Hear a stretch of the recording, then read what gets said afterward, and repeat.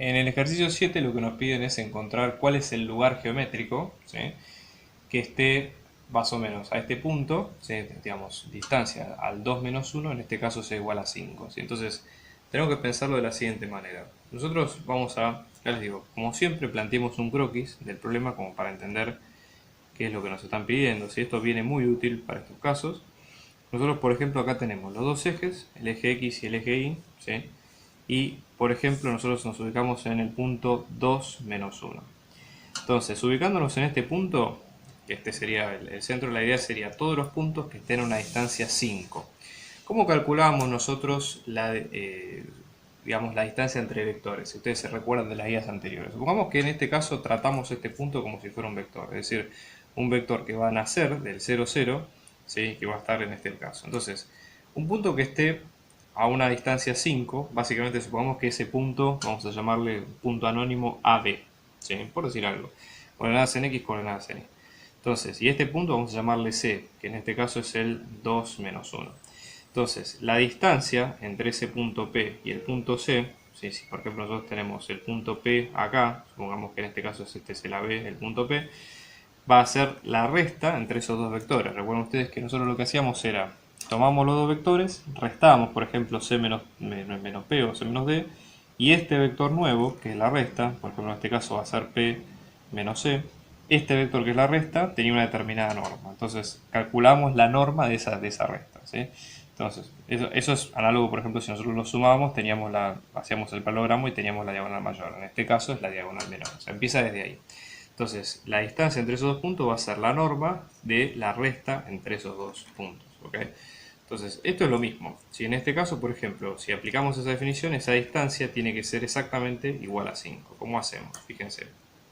En este caso vamos a tener la distancia entre el punto que conocemos, que en este caso es el 2 menos 1, y el resto de los puntos que no conocemos va a ser anónimamente AB, ¿sí? O podemos ponerle, vamos a hacer más fácil, vamos a ponerle XY, digamos, para que se entienda, digamos, qué es lo que estamos poniendo. O sea, es un tema de nomenclatura, ¿sí?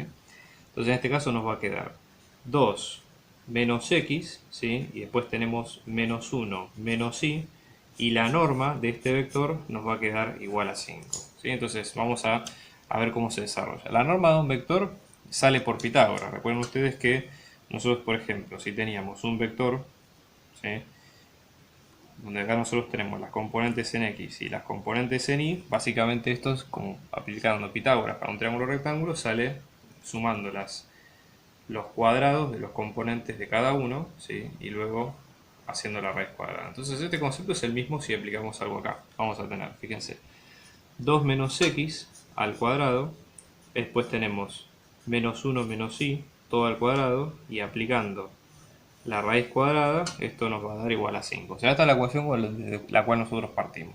Acá obviamente como ecuación nosotros no se trata de despejar ninguna variable, sino dejarla expresada en función de las dos variables x e y que tenemos. Fíjense que estamos hablando de los infinitos puntos que tiene un plano, así que no hay mucho más para hacer. Entonces acá, por ejemplo, elevamos al cuadrado ambos lados, ¿sí?, para sacarnos la raíz del camino, ¿sí? La raíz con el cuadrado se nos va, y en este caso esto nos va a quedar 2 menos x al cuadrado más menos 1 menos y al cuadrado, esto es igual a 25, por ejemplo, ¿sí?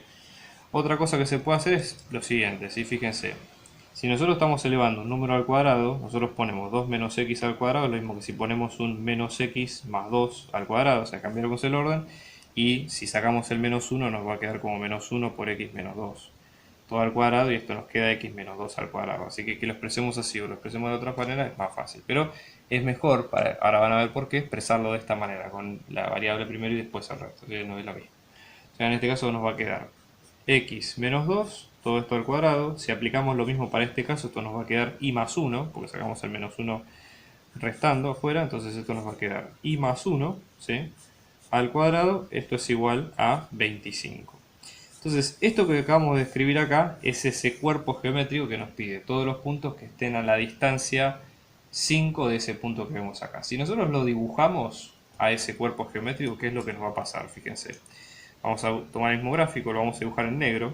Nosotros tenemos que ubicarnos así a una distancia 5, ¿sí? Vamos a obtener todos los puntos. Si ustedes lo van dibujando, lo que van a obtener es una circunferencia. ¿Sí? Acá, digamos, salió más o menos aproximada, pero la idea es que esto sea una circunferencia. ¿Qué quiere decir? Esta circunferencia está hecha por todos los puntos que cuando nosotros los restamos con este vector, el vector del centro, su norma va a dar 5. ¿Sí? Entonces eso es un poco la idea. Con esto tienen la definición. En general, la fórmula general de la circunferencia, si nosotros tenemos una circunferencia que va a tener un radio R y un centro que va a ser x sub 0 y sub 0, ¿sí? La fórmula de la circunferencia en general va a quedar de esta manera: x menos x sub 0, o sea, x sub 0 es la coordenada del centro, más y menos y sub 0, la coordenada del centro en y, esto es igual al radio al cuadrado. Y con esto ustedes describen la circunferencia.